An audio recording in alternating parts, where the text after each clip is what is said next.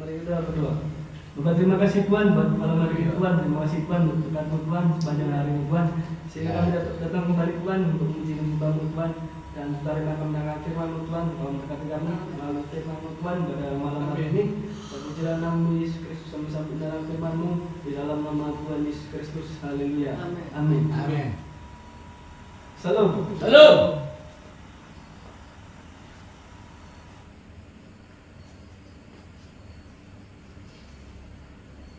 Mari kita buka surat Roma pasal yang kelima. Roma pasal kelima ayat yang ke 12, 13 dan 14. Sudah dapat? Amin. Roma pasal yang kelima 12, 13 dan 14.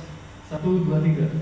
Dan dari Kristus, sebab itu sama dosa telah masuk ke dalam dunia oleh satu orang, dan oleh dosa yang juga maut.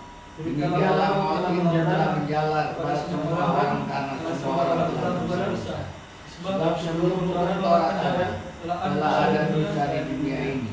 Tetapi dosa itu tidak diperhitungkan kalau tidak ada hukum Taurat. Sungguh demikian, maut telah berkuasa dari zaman Adam sampai kepada zaman Musa juga atas mereka yang tidak berbuat dosa dengan cara yang sama seperti yang telah dibuat oleh Adam. Yang adalah gambaran Dia yang akan datang. Amin. Jadi apa itu dosa dan apa itu kehidupan? Ini ada dosa dan juga ada kehidupan. Dosa itu adalah Waiting for connection. tentang kelemahan. Dosa itu adalah tentang awal dari kehidupan yang lemah, di mana manusia tidak bisa untuk menjaganya.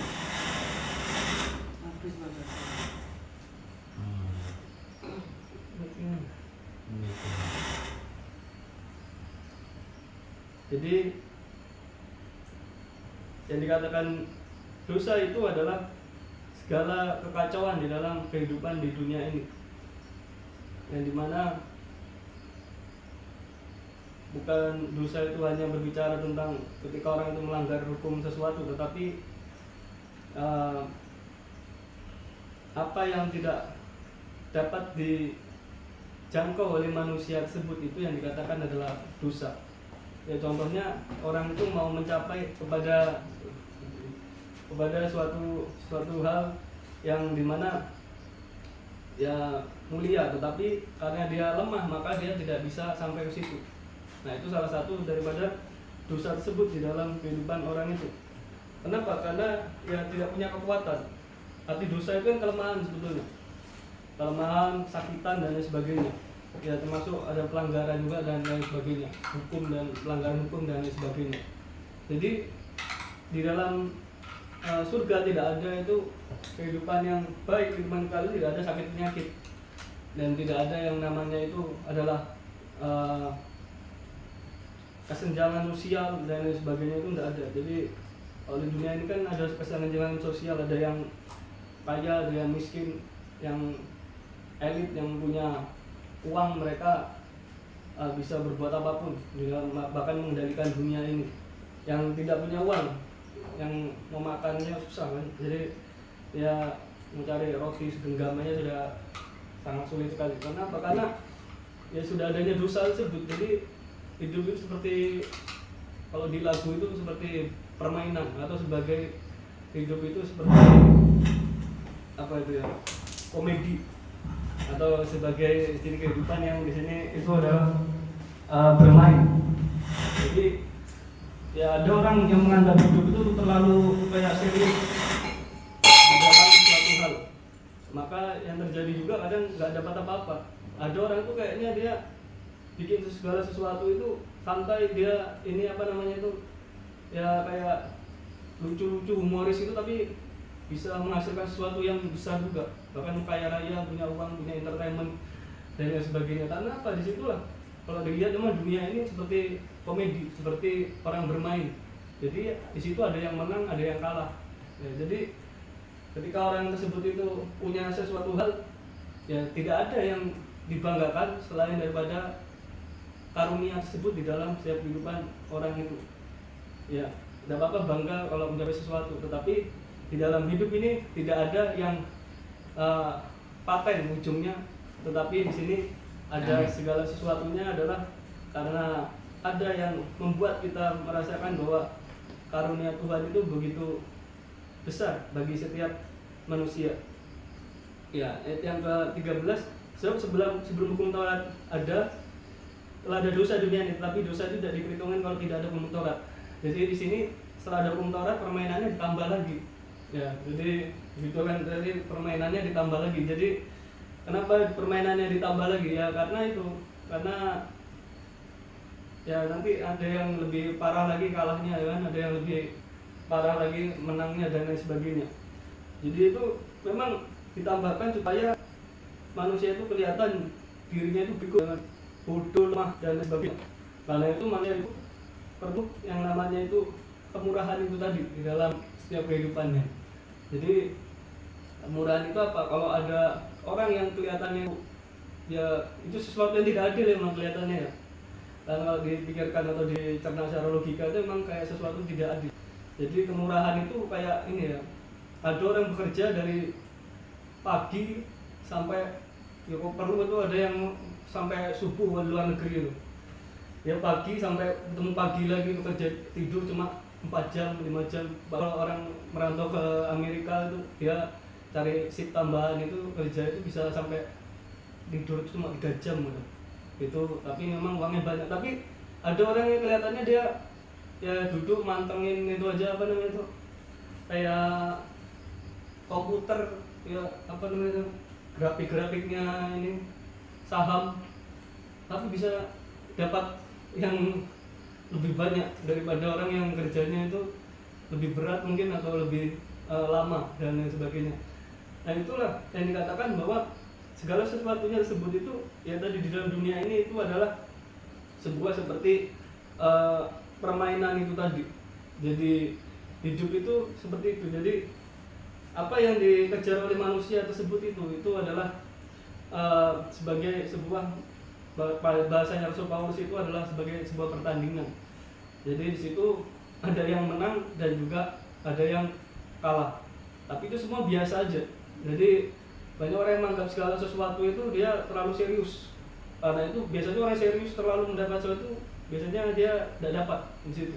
Tapi kalau ada orang yang kayak ngalir aja, kayak orang main musik gitu, main gitar, dia tuh serius ngeliatin kuncinya sampai buta kepalanya, ndak apa-apa. Dulu saya kalau latihan gitu, jadi saya kesini takut salah, ndak jadi juga bagus suaranya gitu. Tapi ndak kayak suara yang baru gitu ya. Tapi setelah bisa yang beranikan diri, ya ada segala sesuatu yang baru di suara musik gitar itu ternyata banyak macamnya, banyak suara. Coba kalau cuma diperhatikan gitu aja ya paling cuma mentok di situ-situ aja. Ya jadi itulah orang itu yang bisa merasakan hanya dirinya sendiri. Jadi tidak ada orang yang merasakan dirinya orang lain itu kecuali hanya dirinya orang itu sendiri secara pribadi itu. Jadi kalau orang itu yang sakitnya memang sudah parah, tidak mungkin orang yang sehat merasakan yang sakitnya seperti itu. Apa mau, tidak mau. Jadi nggak ada orang yang mau merasakan sakitnya orang yang dimana sebuah sakit yang parah. Jadi orang hidup itu dia merasakan ya dirinya sendiri yang ada di dalam hidupnya itu apa dan seperti apa. Ayat yang terakhir di sini, sungguh demikian maut telah berkuasa dari zaman Adam dan pada zaman Musa atas mereka yang tidak berbuat dosa. Nah, jadi yang nggak berbuat dosa pun di sini itu kena juga karena semua itu memang anugerah, karena semua itu memang sudah berdosa dan kehilangan kemuliaan Tuhan tersebut. Dan hanya oleh kasih karunia saja, jelas Rasul Paulus sebut itu, maka dia mendapatkan gambaran yang akan datang tersebut, yaitu adalah Kristus itu sendiri. Jadi gambaran yang akan datang yang diberikan oleh Allah itu adalah pribadi anaknya, yaitu Yesus Kristus. Ketika melihat kepada kehidupannya, maka dia akan terpokok dengan kehidupannya. Tetapi ketika dia melihat Kristus di dalam kehidupannya, maka dia akan melihat segala sesuatunya sudah diselesaikan oleh Kristus di dalam kehidupannya. Jadi intinya adalah di sini bahwa tentang perbedaan Adam dan Kristus. Jadi Adam itu adalah manusia pertama yang diciptakan oleh Tuhan. Ya, dia bukan orang sembarangan juga, orang hebat juga. Karena dia diciptakan yang pertama. Ya, sebelum manusia itu ada, dia duluan sudah ada untuk melahirkan manusia-manusia yang akan zaman yang akan datang. Dan Kristus itu adalah sebagai sebuah bentuk daripada Adam yang baru. Jadi di mana Adam yang lama itu adalah berbicara tentang kelemahan di dalam dosa dan jatuh di dalam segala itu masalah, problem dalam hidup, sakit penyakit dan sebagainya. Tetapi Kristus itu adalah dia datang sebagai di dalam yang jadi kalau ada sebuah kehidupan gereja yang menambahkan hukum dan menambahkan lain sebagainya, itu bukan buatan Yesus, tapi buatan gereja itu sendiri, buatannya bapak-bapak gereja, bukan buatannya Yesus. Sudah menambahkan hukum yang Yesus yang kesan adalah kasihnya keselamatan, dan itu bagi manusia di luar dari bukan tujuan Kristus. Jadi tujuan Kristus bukan untuk mempunyai orang, tapi tujuan Kristus adalah mati di atas kayu salib, dan dia menguatkan di payah itu selamat anak Allah, dan ini melalui kematian Kristus. Amin. Mari kita berdoa. Bapak, terima kasih Tuhan buat malam hari ini, masih berkat-Mu sepanjang ini, sehingga kami datang lagi mendengar firman Tuhan dan puji dan menyembah. Coba kami Tuhan, Tuhan juga kan doa membuat firman-Mu Tuhan, memberkati kami Tuhan melalui firman-Mu di dalam kehidupan kami dengan segala anugerah kemurahan Tuhan di dalam kehidupan kami dimanapun kami berada, selalu serta dalam kehidupan ini, jaga dan melindungi kami serta membungkus kami dengan perlindungan kuasa darah Kristus Yesus. Terpujilah nama Bapa di surga. Terima kasih Yesus, di dalam nama Tuhan Yesus haleluya. Amin.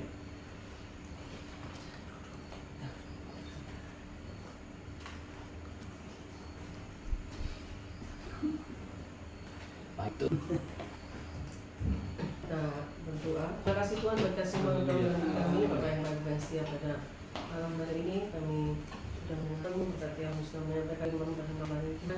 Kami berdoa bagi bangsa ini kesan Tuhan kuasa-Mu, memberkati pemerintahan bangsa kami, baik dari daerah-daerah, anugerah menjadi bagian setiap pemimpin bangsa kami. Berkati bangsa ini dengan damai, sejahtera, sukacita. Yang berdoa pekerjaan Tuhan dimanapun berada, Tuhan memberkati semua yang melayani umat yang melayani pekerjaan Bapa. Tuhan, kami berdoa juga bagi orang yang sakit, bagi rumah yang sakit, penyakit apapun yang mereka cerita saat ini, Tuhan, mereka percaya oleh bilur Yesus Kristus Tuhan, dalam sakit apapun sudah disembuhkan, diberikan sempurna dalam nama Yesus. Kekuatan kuasa Tuhan. Nah, firman katakan semua sudah kau tanggung, kau pikul di kayu salib. Dan oleh bilur Yesus Kristus segala penyakit apapun sudah sembuh dalam nama Yesus Kristus Tuhan. Terima kasih Bapa, dalam nama Tuhan Yesus Kristus kami ucap berdoa, mengucap syukur. Haleluya. Amin. Akan kita bersembah.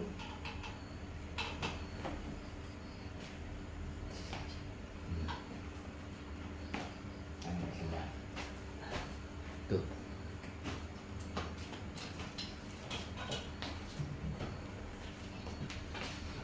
Sayang, sayang, disayang, aku disayang Tuhan. Aku diangkat jadi anaknya, aku disayang Tuhan. Glory, glory, glory, haleluya. Glory, glory, glory, puji Tuhan. Glory, Glory, glory, haleluya. Glory, glory, glory, puji Tuhan. glory, glory, glory,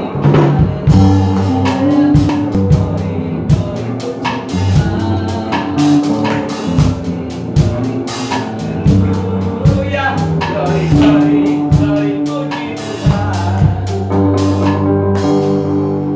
Menyampaikan pengumuman untuk Sabtu depan, firman Tuhan akan dilayani secara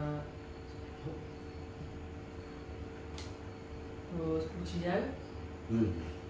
Iya, iya.